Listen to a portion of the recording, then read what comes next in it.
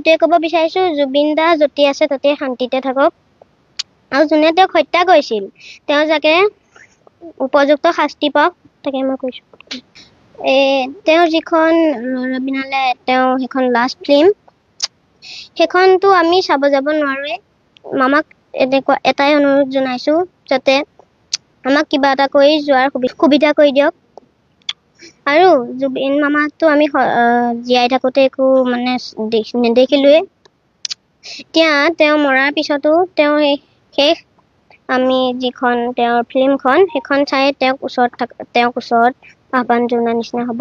তাকে কামনা কৰিছোঁ। সকলোকে ৰৈ বিনালে ফিল্মখন চাবলৈ লৈ যাওক, কাৰণ ৰৈ বিনালে ফিল্মখন এবাৰ জুবিনৰ লাষ্ট ফিল্ম।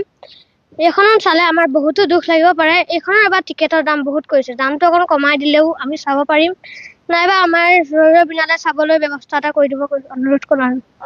জুবিন মামা য'তেই আছে তেওঁ শান্তিৰে থাকক, আৰু যোনে মাৰিছে তেওঁলোকক উচিত শাস্তি দিয়ক।